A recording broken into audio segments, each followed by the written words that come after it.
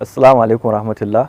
Barkanmu da sake haduwa a cikin darussan da muke gabatarwa dangane da ka'idojin rubutu, inda muke ƙoƙarin koyar da ko ƙara tunasarwa dangane da wasu ka'idojin rubutun Hausa domin a tabbatar ana rubuta rubutun Hausa cikin tsafta yadda ya dace ba tare da tafka kurakure bisa rashin sani ba.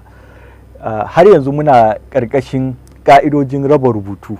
A yau kuma za mu ɗauki ɗaya daga cikin ƙa'idojin raba rubutun Hausa domin mu yi magana a kansa. Ƙa'idar da za mu ɗauka kuwa ita ce ƙa'idar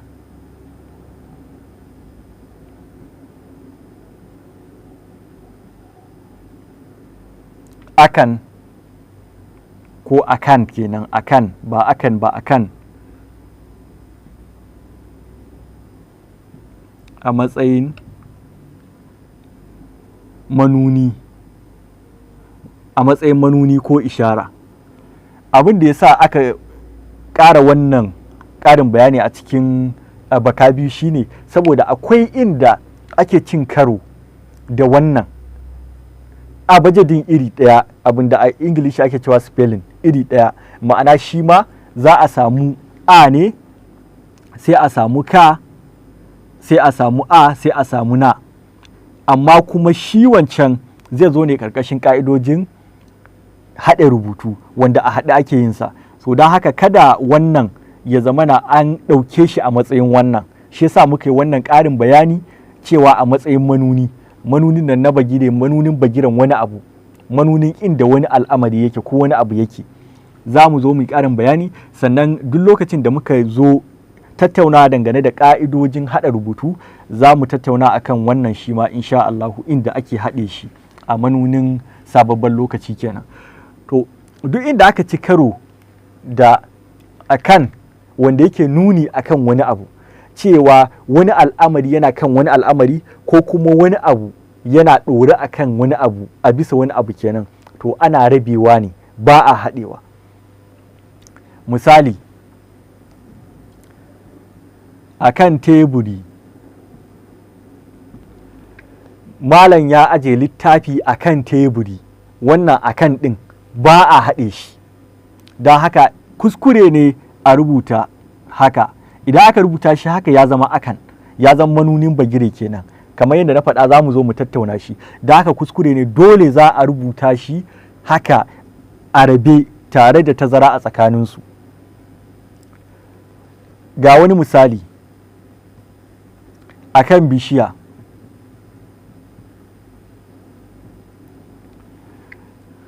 na ga tsuntsuwa akan bishiya, na ga tsuntsuwa akan bishiya, wannan akan ɗin ba za a rubuta shi a matsayin haka ba.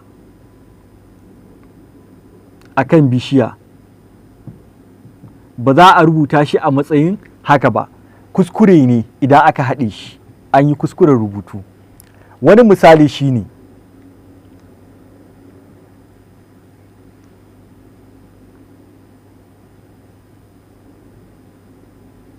akan kwano, kuskure ne a ce in wani abu yana ɗore akan kwano, kuskure ne a rubuta shi a haɗe. Wani misali shi ne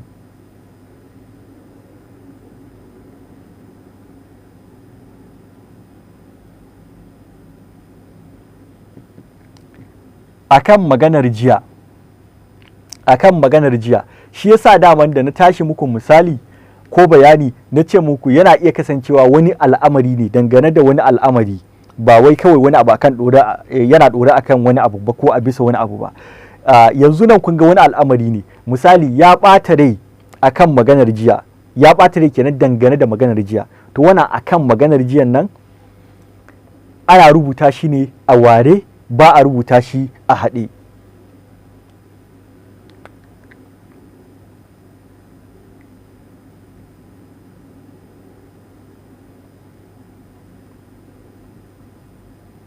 Akan abokinsa ko akan halayyar abokinsa, yana jin takaici, misali ne wannan karin harshe ne kawai, kamar ka ce yana jin takaici dangane da halayyar abokinsa. Idan ka so ka yi amfani da akan, to yana jin takaici akan halayyar abokinsa, wataƙila abokin ya yi wani abu da bai kamata ba, yana jin takaici akan halayyar nan da yake yi, ai akan wannan halayyar da yake yi a kansa ne suka samu saɓani. Sun samu saɓani ne akan halayyar nan da yake yi. Duk waɗannan nau'in akan ɗin ana rubuta su ne a ware akan. Ba a rubuta su a rabe, ba a rubuta su a haɗe kamar haka. Kuskure ne a rubuta su kamar haka. Yanzu za mu ba da misalan jimloli kaɗan kafin mu rufe wannan darasi. Kamar yadda nake ta maimaitawa, duk inda aka ga akan ana rubuta su ne a ware. Za mu rubuta misali a cikin jimla. Yaro ya zauna akan dakali. Wannan jimlar watakila ta tuna muku baba inna da jakin mati ya kawo dankali, ko ya aje dankali akan dakali. Akan ɗin nan a rabi ake rubuta su. Na biyu, yarinya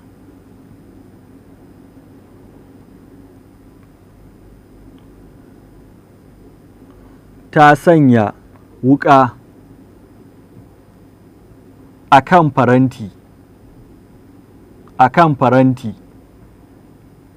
An ga wannan akan ɗin da wannan akan ɗin duka ana rubuta su ne a rabe, ba a rubuta su a haɗe.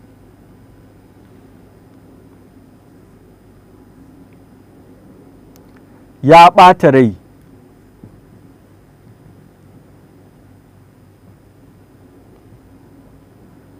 Akan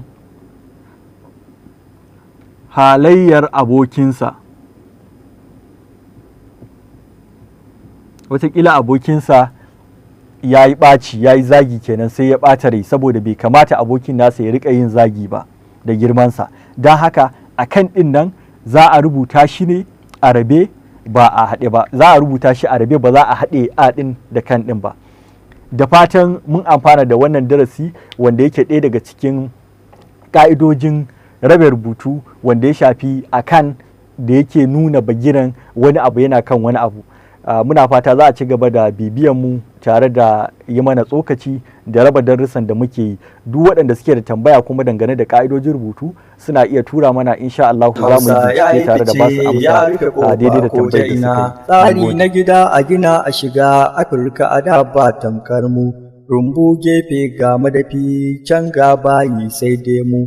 Can zauruka, can bishiya, nan ɗakunan matanmu, zaman gandu ma mun yi fice, mun rufe ƙofa ko ta ina. Harshen Hausa ya yi fice, ya rufe ƙofa ko ta ina. In ku abinci ka so magana, mu ne jaga bugun tafiya, ganyaye sai watsa ba duk na nan kaya. Nama kifaye nan ma ana yin kiyo ko a saya, nau'i na abinci mun rufe ƙofa ko ta ina. Harshen Hausa ya yi fice, ya rufe ƙofa ko ta ina. Mu leƙa adab fannin waƙa, Hausa take farko a gaba, yawan kasafi na mawaƙa don ba a yi a harshen Hausar ba. Aji da aji na mawaƙa duk ba a yi kamar mu a tsari ba, a wannan fannin Hausawa mun rufe ƙofa ko ta ina. Harshen Hausa ya yi fice, ya rufe ƙofa ko ta ina. Muna da mawaƙan al'umma, akwai na fada a Hausawa, akwai na maza ganan sha'awa, sai sana'a ku jerawa. Muna da na talla da barkwanci, ko aiki aka aikawa, yaɓe da daka da kaɗi da niƙa da sauran aiki ko a ina. Harshen Hausa ya yi fice, ya rufe ƙofa ko ta ina. Ana karantar shi harshen a nan ƙasa da wajen Hausa. Ingila, China da Amurka, wasu suna yi a Faransa, yawan adadin farfesoshi da daktocinmu a fanninsa, ya sa ni nake ta bugan kirji na nuna ficen mu ta ko ta ina. Harshen Hausa ya yi fice, ya rufe ƙofa ko ta ina. Ana digiri kan ita Hausa, fugus da udus ku ji zance na. ABU ga BUK, kasu da basu duk suna, akwai UNIMED ga can har da suluk a hasashe na, ana yi harcen FUK ta rufe ƙofa ko ta ina. Harshen Hausa ya yi fice, ya rufe ƙofa ko ta ina. Kaga ana Hausa a flap har da food macen suma, ga FUDGSU su ma sun ce ba dama. NSU KYSU YMSU a Kano ma a fannin nazari da karatu mun rufe ƙofa ko ta ina. Harshen Hausa ya yi fice ya rufe ƙofa ko ta ina. Hakika bayan ita Hausa ba mu da harshe mai wannan. Yawan masana da na ɗalibai babu kamar ta a ƙasar nan. Yawan littattafai kundaye ba ta da tamka kuma sannan ko a yawa na fagen nazari ta rufe ƙofa ko ta ina.